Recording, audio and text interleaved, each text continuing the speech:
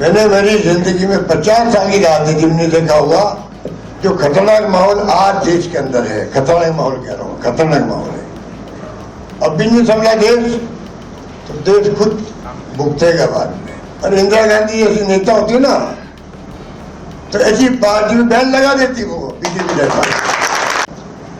मजबूत करने की जिम्मेदारी सबसे बड़ी है किसी की तो कांग्रेस की है, क्योंकि कांग्रेस सबसे बड़ी पार्टी है।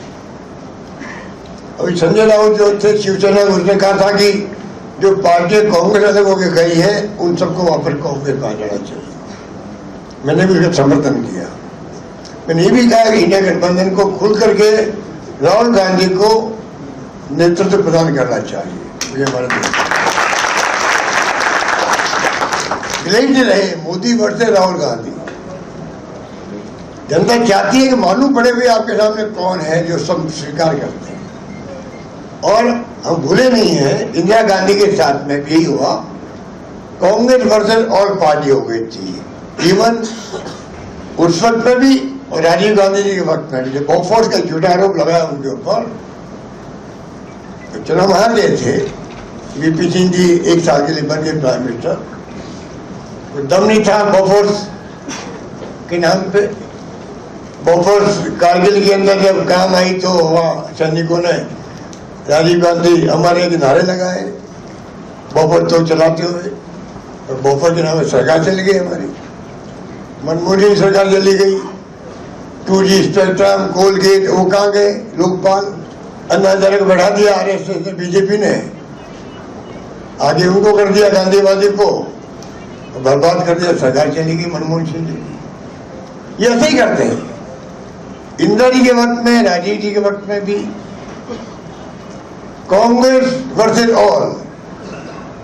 और मुझे अफसोस कहते हुए उसमें सीपीआई, सीपीएम, सोशलिस्ट पार्टी भी बीजेपी के साथ मंच पर आ गई।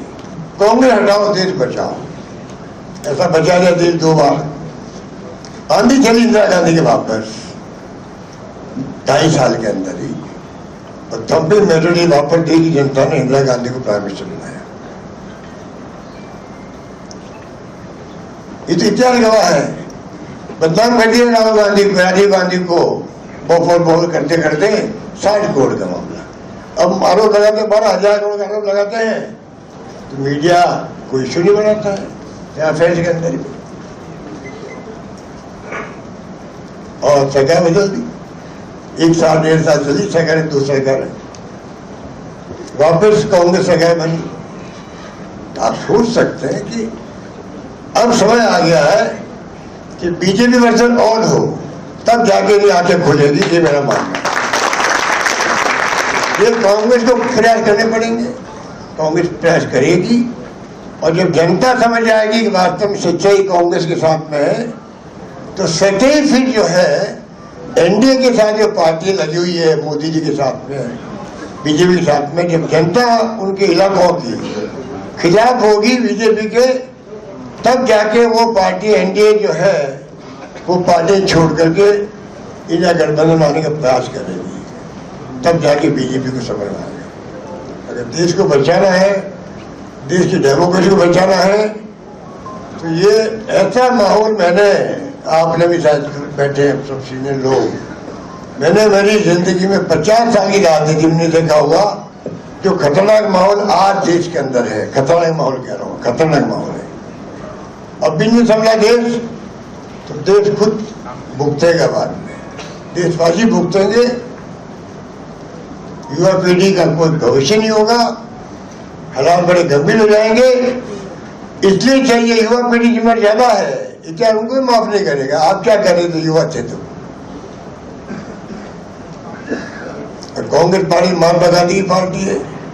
पंडित नेहरू, सरदार पटेल, मौलाना अबुल कलाम आजाद, अम्बेडकर उस जमाने के संविधान बन गया। आज चल रहा, इसीलिए इंदिरा गांधी शहीद हो गई तो खालिस्तान नहीं बनने दिया।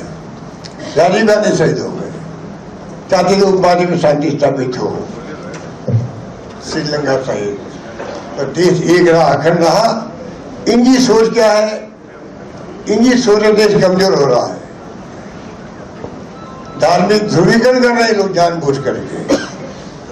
400 सीटें हैं, 402 या 404 यूपी में, एक सीट मुसलमान को नहीं दे रहे हो आप, और आप राजनीतिक पार्टी हो। अरे आप दिखावटी दे दे 5 सीटें बताने के लिए देशवासियों को हम तो बिल्कुल हिंदुत्व वाली पार्टी है।